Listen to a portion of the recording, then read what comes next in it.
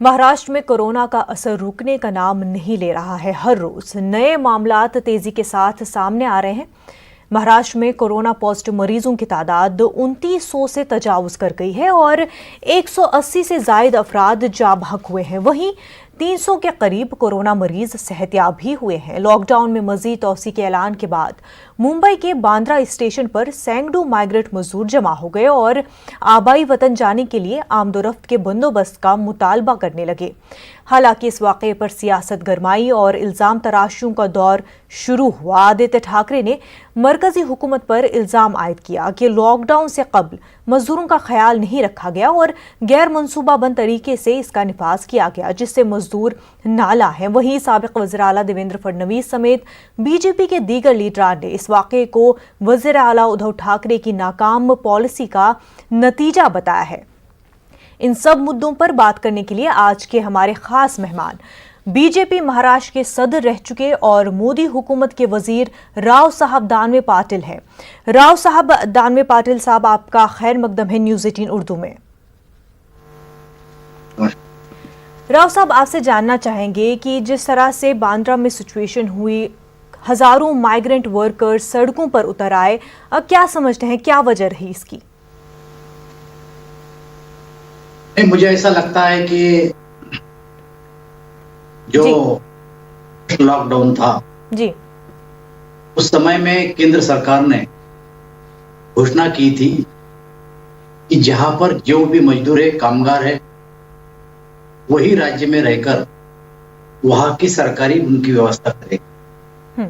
मुझे ऐसा लगता है कि हर इंडस्ट्री का लेबर हर इंडस्ट्री वालों ने संभाला और जो लेबर इंडस्ट्री के बाहर था, जो काम करता था, उसको संभालने की जिम्मेदारी वो राज्य सरकार। लेकिन पहले लॉकडाउन में उनकी जो व्यवस्था होनी चाहिए थी जी, वो राज्य सरकार ने थोड़ी बहुत की। लेकिन जो सेकंड लॉकडाउन आया, उनको ऐसा लगता था कि अपने राज्य में, अपने गृह क्षेत्र में जाने की परमिशन अपने को मिलेगी और जो अपने को खुद को नेता कहते, उन्होंने भी कुछ व्हाट्सएप पे मैसेज भेजे, कोई चैनल ने भी न्यूज दी जी कि 14 तारीख को जब लॉकडाउन हटेगा तो ट्रेन छूटेगी और अपने को जाने को अपने गांव को मिलेगा। लेकिन उनका खाने का बंदोबस्त ठीक तरह से जितना अच्छा होना चाहिए था वो उतना ठीक नहीं हुआ। वो जाने के फिराक में स्टेशन पे आए और आप जानते हैं कि सरकार ने 9 जनों को हिरासत में ले लिया है जी। अगर उनका ठीक बंदोबस्त होता है खाने का, रहने का, तो ये लोग बांद्रा स्टेशन पे जमा ही नहीं होते। सरकार ने, महाराष्ट्र सरकार ने इनकी व्यवस्था करनी चाहिए और जो बंबई की हालत है वो देश भर के और कई राज्यों में नहीं जाए, इसकी चिंता महाराष्ट्र सरकार ने करनी। मुझे ऐसा लगता है कि बांद्रा का जो हादसा हुआ ये नहीं होना चाहिए था। इसमें सरकार की नाकामी है और सरकार ने इसका बंदोबस्त करना चाहिए और वो लोगों को संभालना चाहिए, खाने पीने का, रहने का व्यवस्था करना चाहिए। दानवे साहब, लेकिन रेलवे की बुकिंग्स हुई थी लॉकडाउन एक्सटेंड होने से पहले, ये मरकज के नोटिस में कैसे नहीं आया? नहीं, ऐसा है, रेलवे की बुकिंग वगैरह कुछ नहीं हुई। फ्लाइट और रेलवे ये कह रही थी कि 14 के बाद अगर लॉकडाउन होगा तो ट्रेन चलेगी, प्लेन चलेंगे। लेकिन आखिरी उन्होंने ये भी कहा था कि सरकार का जो भी आदेश आएगा उसका पालन हम करेंगे। लेकिन सरकार ने जो सेकंड लॉकडाउन है वो 3 तारीख तक बढ़ाया, लेकिन उनको उस्काया गया। दुबे नाम का जो एक नेता कहलाता है खुद को अपने को, वो उसमें शामिल था।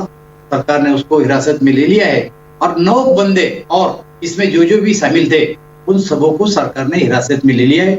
उन्होंने अफवाहें फैलाई और लोग बांद्रा स्टेशन पे आ गए। आखिर में तितर बितर करने के लिए पुलिस को लाठीचार्ज भी करना पड़ा। मुझे ऐसा लगता है कि ये रिएक्शन फिर से नहीं आना चाहिए, इसलिए महाराष्ट्र सरकार ने इन लोगों की व्यवस्था करनी। आदित्य ठाकरे ने ट्वीट किया और उन्होंने कहा कि ये मरकज की नाकामी है। मरकज ने लॉकडाउन का ऐलान करने से पहले, पूरे मुल्क में लॉकडाउन करने से पहले सही तरह की प्लानिंग नहीं की थी, जिसका नतीजा है कि इतनी बड़ी तादाद में माइग्रेंट वर्कर्स जो है वो सड़कों पर आने पर मजबूर हो गए। नहीं, मुझे ऐसा लगता है कि आप दुनिया भर के हालात सब जानते थे कि दुनिया में क्या चल रहा है। अब दुनिया के हालात देख के मोदी जी ने पहले 22 तारीख को जनता कर्फ्यू लगा दिया और जनता कर्फ्यू का पालन भी अच्छी तरह से सब लोगों ने किया। उसके बाद 24 तारीख को लॉकडाउन का ऐलान हुआ और 25 से लॉकडाउन शुरू हुआ। ये तो किसी को पता नहीं था कि कल क्या होने वाला है।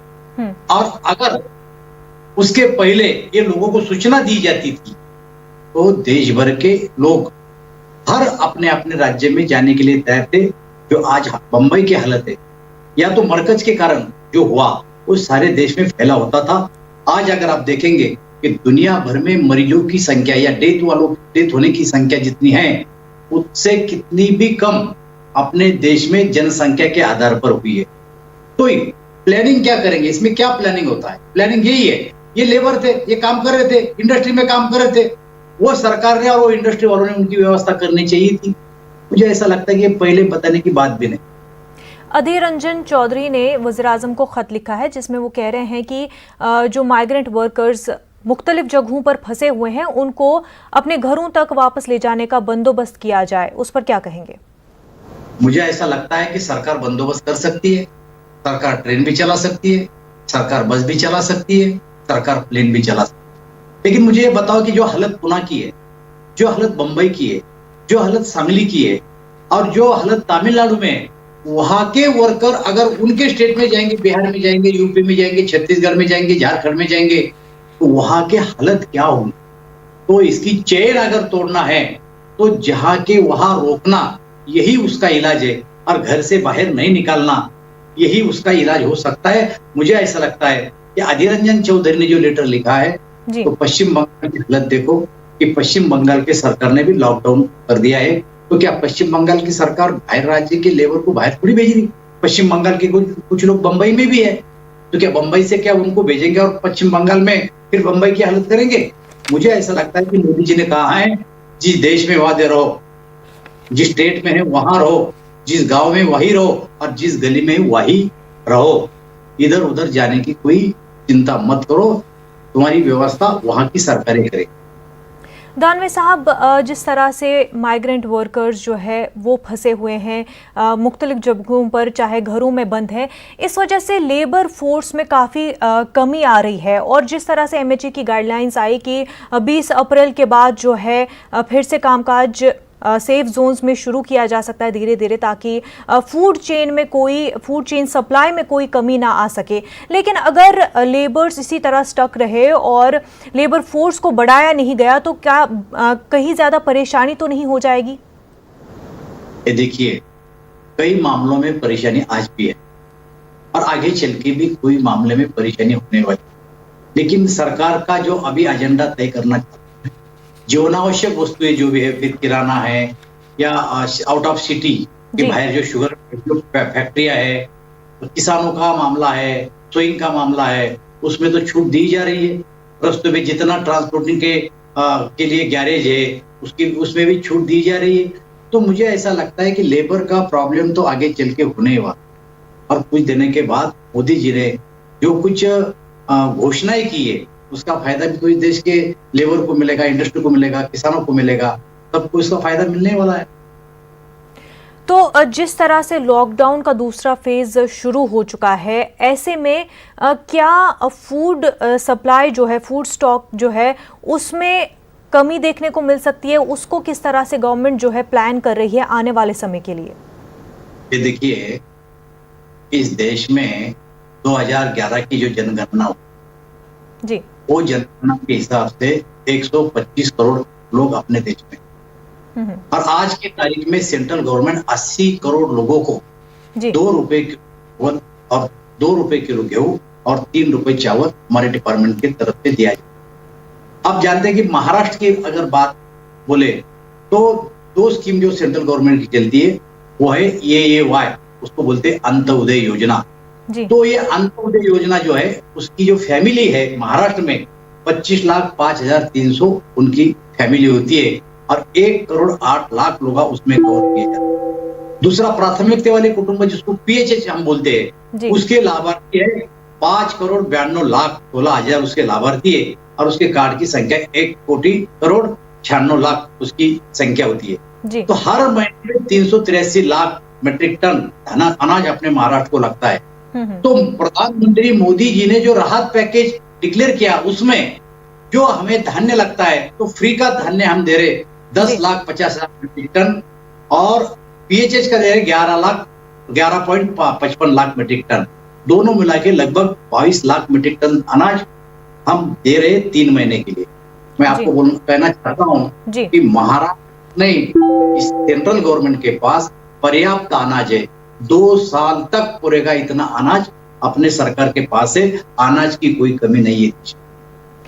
आपने बात की रिलीफ पैकेज की, लेकिन लोग कह रहे हैं कि जो रिलीफ पैकेज सेंट्रल गवर्नमेंट की जानिब से दिया जा रहा है वो काफी नहीं है, क्या कहेंगे उस पर? ये देखिए, 6 योजनाओं में 1,70,000 करोड़ का राहत पैकेज हमारे अर्थ मंत्री निर्मला सीतारमण जी ने मोदी जी के आदेश पे दिया है जी। कितने क्षेत्र को उसमें कवर किया गया है?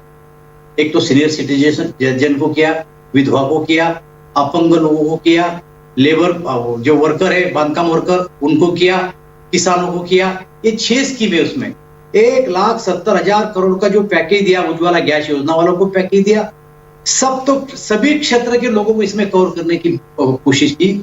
और इसके बाद भी राज्य सरकार को अगर किसी को लगता है कि ये इससे और कुछ ज्यादा होना चाहिए तो राज्य सरकार भी अपना एक पैकेज बना सकती है।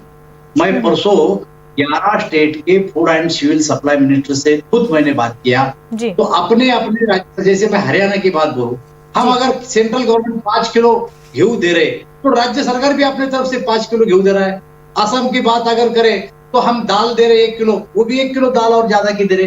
राज्य सरकार भी तो अपने बजट में से कुछ राहत पैकेज दे सकती है ना।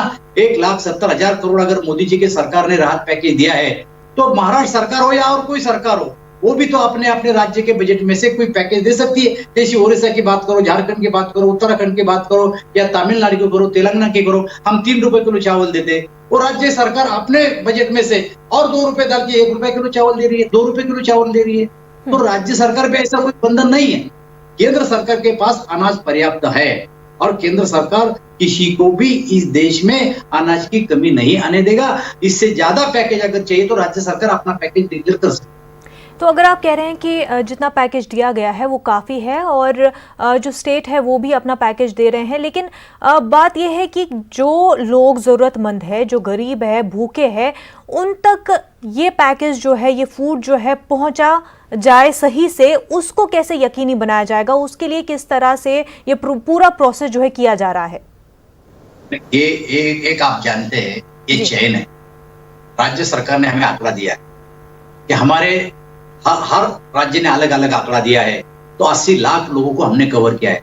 तो 125 करोड़ जनसंख्या, उसमें से 80 करोड़ को हम दे रहे, तो हमारा काम है राज्य सरकार को देना।